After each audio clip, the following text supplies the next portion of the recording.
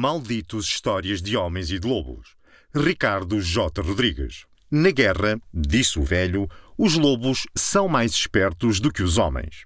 Nós, os mongóis, aprendemos com eles a caçar, a fazer cercos, até a fazer a guerra. Não há alcateias de lobos onde vocês chineses vivem e, por isso, nunca aprenderam o que é a verdadeira guerra. Não podes ganhar uma guerra só porque tens muita terra e muitos soldados. Não, o que realmente interessa é se és lobo ou carneiro. Comentário de Bill Ji, chefe das tribos nómadas da Mongólia Exterior, para Shen Zeng, pseudónimo do escritor chinês Yang Rong, enquanto ambos observavam uma alcateia cercar com êxito uma manada de gazelas no inverno de 1966 em Langtu Teng. And you can be mean. And I drink all the time. 'Cause we are lovers, and that is a fact. Yes, we are lovers, and that is that. David Bowie in Heroes. Introdução. Uma vez, e já lá vão quase 10 anos, um amigo que sabe muito de lobos levou-me a ver o covil de uma alcateia no Gerês. Era um promontório com vista desafogada, mas cercado de arbustos e, por isso, estava bem escondido de olhares humanos.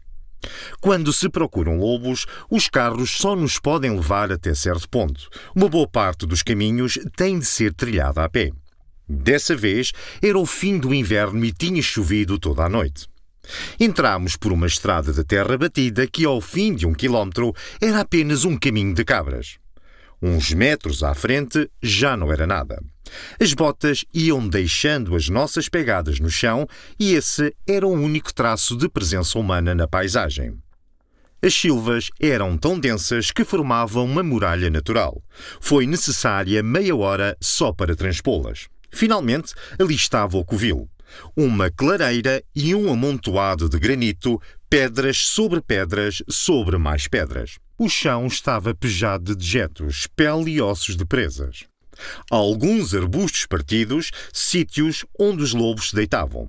E entre as rochas, uma gruta de onde se podia ver sem ser visto todo o vale do Rio Homem. Era ali que a ninhada do próximo ano ia ser criada. Apesar de haver um objetivo para estarmos ali, o meu amigo é biólogo, estuda os lobos e o controlo dos territórios de criação fazia parte do seu trabalho. Era impossível não sentir uma certa invasão de propriedade. Por isso, recolhemos algumas amostras, tirámos fotografias e fizemos o caminho de regresso a passo estugado, não permanecendo mais de 10 minutos no covil. Quando voltávamos ao carro, reparei nas pegadas que tínhamos deixado em sentido contrário. A lama deixara marcas bem desenhadas das nossas botas. E às tantas, em cima de uma das pegadas, estava uma marca que não podia ser nossa e nem sequer podia ser humana. Uma pata de lobo, perfeitamente definida sobre o padrão da sola do meu calçado. Aquela pegada era uma prova de que estávamos a ser observados. Os lobos andavam a rodear-nos sem que os tivéssemos visto e tinham deixado um único vestígio na lama, como se de um aviso se tratasse. Apesar de sabermos que a possibilidade de um ataque era quase nula, corremos o resto do caminho como se uma alcateia esfaimada viesse no nosso encalço. De tanto nos habituarmos a ouvir dizer que o lobo é o demónio, sentimos medo dele, mesmo se isso não fizer sentido. Nas histórias infantis, como Os Três Porquinhos ou Capuchinho Vermelho, o lobo é alvo de um ódio sem paralelo. Animais como o tigre, o leão ou o elefante são valorizados pelas populações indígenas e as suas características. Força, velocidade, agilidade tornaram-se de tal forma icónicas que líderes políticos e às vezes nações inteiras os usam como cognomes de si mesmos. O lobo, pelo contrário, é o guardião das portas do inferno. Associamo-lo à ideia de risco e azar, subvalorizando a sua astúcia, organização e capacidade de entreajuda. Foi por causa dessa tarde no Gerês que, há uma boa década, me deixei fascinar para sempre pelos lobos. Por ter visto a pegada fresca de um deles por cima de uma pegada minha. E por ter percebido nesse momento que, por mais sustentada que seja a minha paixão por um predador, sou tudo menos imune à lenda que os pastores criaram em torno desse animal. Há séculos que a humanidade repete o mesmo discurso. Que o lobo é ladrão e feroz, que é matreiro e falso, que é um perigo, o demónio. Nos anos seguintes, fui alimentando a minha paixão pelos lobos com inúmeras viagens para norte. Fiz de Montalegre, zona de grande concentração de alcateias, a minha terra adotiva. Fiz, sobretudo, amigos preciosos nos montes. Sempre que voltava a norte, tinham o Rui e a Fátima, a Maria José e o João a atualizarem-me a sede de informação pelos bichos. E claro, quanto mais sabia do assunto, mais ia maturando as minhas ideias sobre ele. Talvez o que este livro me tenha permitido perceber é que metade da magia que encontrei nos lobos, encontrei-a nos homens que odeiam os lobos. Os ódios profundos só podem derivar de amores profundos ou de um respeito muito antigo.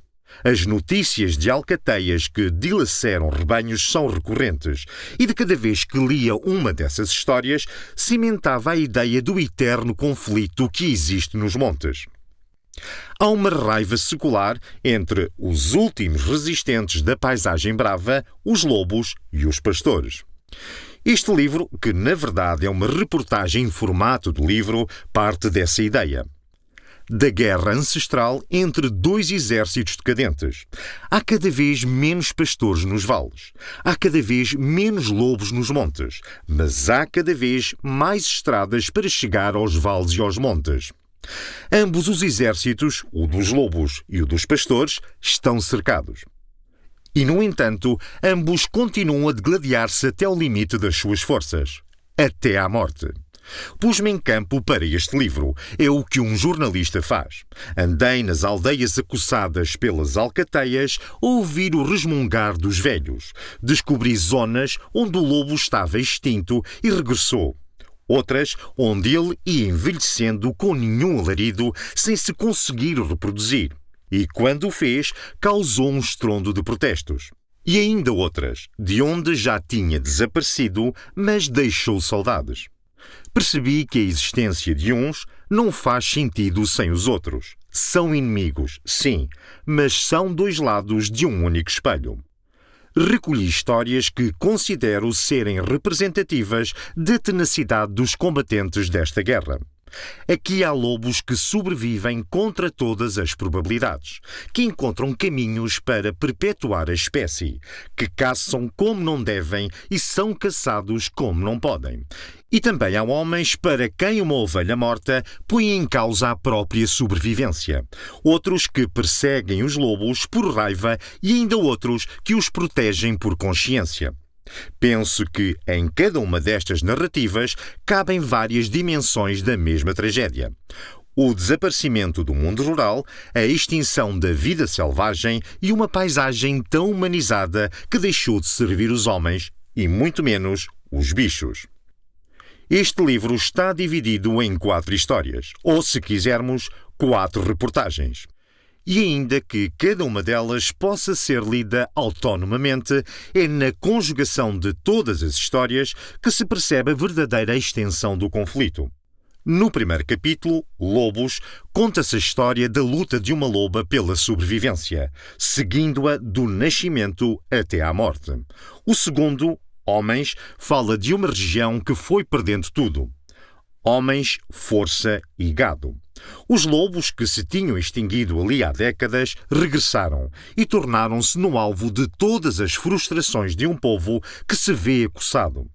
Em guerra, tudo é levado ao extremo. A partir de uma aldeia perdida nos montes da Serra de São Macário, pode perceber-se como lobos e homens definham e, no entanto, continuam no eterno jogo de desafio mútuo. 2 exércitos depauperados, mas ainda em combate. O último capítulo chama-se Paz e fala de uma população habituada a odiar as feras desde sempre. até o dia em que percebeu que precisa do seu inimigo para se validar, para saber quem é. O ódio e toda a infâmia que o povo reclama dos lobos tornaram-se em Monte Alegre numa bela história de amor. Nas próximas páginas, caro leitor, vai encontrar uma história que o autor acredita ser sobre o fim do mundo, ou sobre o fim de um certo mundo. É sobre uma batalha de vida e morte, um conflito até às últimas consequências. Sobre aquilo que todos podemos ver, mas em que pouco reparamos. Na pressa do desenvolvimento das infraestruturas, da urbanização e do consumo, esquecemos de olhar para o país que foi o cimento da nação durante séculos a fio.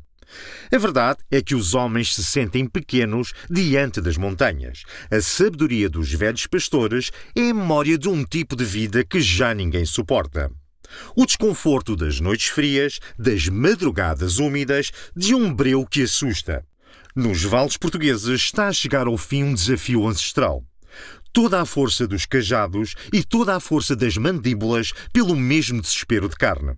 Isto é um desafio sem vitórias. É a derrota de toda a gente. Isto é a guerra. Lobos.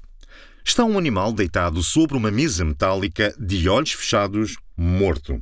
À sua volta estão homens e mulheres vestidos com batas e luvas e o ambiente não deve muito ao da sala de operações de um hospital. Estão 3 biólogos, 3 veterinários e 3 médicos legistas. E está o lobo, aliás, a loba. É uma fêmea. Tem sangue na vulva, o que significa que estava em período de acasalamento. Mede 1,64 metros desde o nariz à ponta da cauda, o que significa que não é grande nem pequena. Junto à têmpora esquerda, a marca de uma bala. Calibre 22. Há de perceber-se mais tarde. É o mesmo tiro que matou Kennedy. Foi disparado de cima para baixo, a curta distância, à queima-roupa. Urzeira morreu na guerra. Era esse o seu nome, batizada pelos biólogos que a seguiam desde cria. Urzeira porque nasceu no meio das urzes da Serra do Soajo, no lado minhoto do Parque Nacional da Peneda Gerês. Tinha 3 anos e meio, menos que o devido a um lobo ibérico, mesmo em estado selvagem e mesmo em Portugal. Esperamos que você tenha gostado desta prévia. Para continuar ouvindo este audiolivro no Google Play Livros, use o link na descrição do vídeo.